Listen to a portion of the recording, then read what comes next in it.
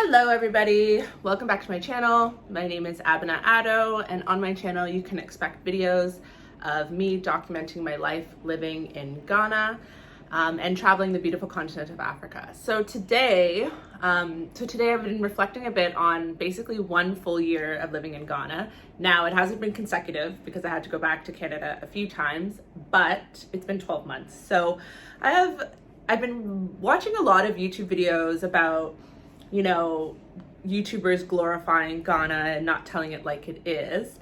I started this channel kind of to show the Western world and other people, you know, how beautiful this place is, because there's a lot of negative connotations out there about Africa. And, you know, people used to say when I was younger, like when I would come back home, when I would come see my family, they would be like, oh, make sure, you know, you stay safe. You know, there's all these things that could kill you. And, you know, people there live in huts and all this weird stuff. That's actually hard to imagine people saying to you. And so kind of one of the reasons why I started this channel was to kind of show people that that's not what Africa is and that's not what Ghana is. But I do recognize that a lot of people watching this is like their way to understand the culture and what it's like to live here. And a lot of people actually consider moving from watching different YouTubers and their experiences. This video, I talked about some of the challenges that I faced after 12 months living in Ghana. So without further ado, let's go. The roads. So the roads in Ghana, like, they are not great. So the road to my house, for example, it's not paved. It's not even like gravel. It's just like dirt. And I don't live in like the boonies. I don't live in a village, but it's just like there is no urgency to get the roads done. And so it hasn't been done. Now they did one of the roads in the area and like literally it hadn't been done for 10 years and it was finally done.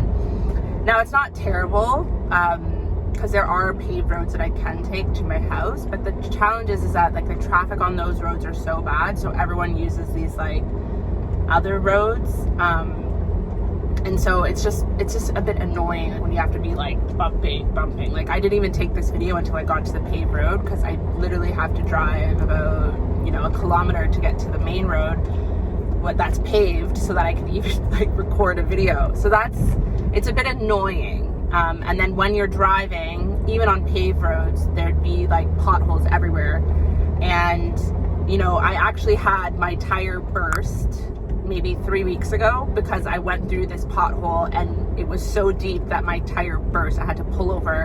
It was a little bit dangerous. I had to pull over into a gas station. And it's funny because I went to the gas station, the guy's like, oh, did you hit the pothole? And I'm like, what? How did you know? And he said, look, I get people hitting that pothole every single day, at least 4 to 5 people a day, right? So then it makes you think, okay, I guess, you know, there's no 311 to call, like, City of Accra, please come fix this pothole. And so that makes driving quite a bit of a challenge. And then traffic as well, because traffic everywhere all the time. And that's like infrastructure. So if you guys don't know, I'm a transportation engineer, traffic engineer, and so I have like all of these ideas. But you know, part of it is also long-term planning that's lacking here with regards to roads. And so if you're not long-term planning and your city is unplanned and, you know, developing at a crazy rate, it's not going to get better. So people treat you differently by the way that you look, and people judge you differently by the way that you look. The treatment of people based on their skin color is like very obvious, very evident. And then another thing with regards to how you speak and your accent. So, you know, I was raised in Canada, and so I have a Canadian accent. It's just how I speak. I can't change it. And as soon as I start speaking, you kind of just see, in any place that I go, you kind of see the physical expressions change on people, and they kind of just assume that they want to give you better treatment. And, you know, I don't think that that's a good thing for the society. And like, you know, people might say, oh, well, you're light skinned, so you're benefiting from it. I have a really big problem with that, because I think it's important for the whole community and the culture and Ghanaians to understand that, you know, people come from many different places and no one is better than the other person. And you shouldn't necessarily give preferential treatment to someone based on the color of their skin and what they look like. And that's something that I've really noticed here. Ghanaians are really obsessed with everything foreign.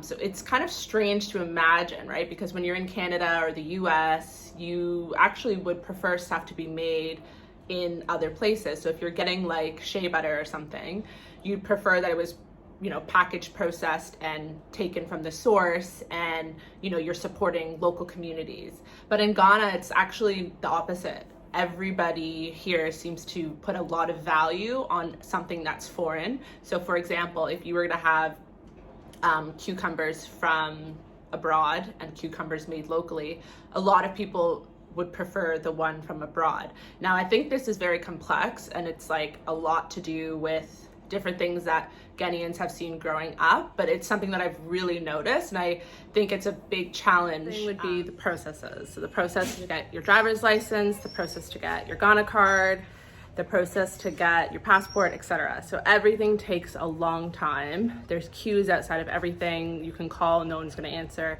So you always have to drive to the place. And I've even been told sometimes, like, by the people there, oh, just come back at like 5 a.m. and start queuing. Like, okay, I'm not gonna do that. So that's a challenge. And it's just, it can be frustrating if you don't know who to talk to. And a lot of times it involves tipping. So you might pay for an expedited service, but then you need to like tip someone to get you that expedited service, like to figure out who to talk to and where to go. Tipping is needed in order to get things flowing faster. And when I say faster, it just means maybe half a day instead of a whole day. So it's definitely worth it for your time. And I always try to think of things from like a person who has to work full-time, go to work, because I'm fortunate enough to work from home, but if people have to go to work, like they have to take an entire day to do this process and often tip people to get it done. And it's just, there's so much room for improved efficiency. So I always think about that. So beware of that if you're considering moving here or living here. Okay, so another challenge that I would say is around food. Now, Ghana has amazing food. I have to say, like, not having processed food has been a huge, significant difference that I've noticed in my skin, in how I feel, in my energy levels, etc. And so I've had a lot more local Ghanaian food, which is amazing. And when you go to the grocery stores, like, things are not as processed. It's harder to find processed food.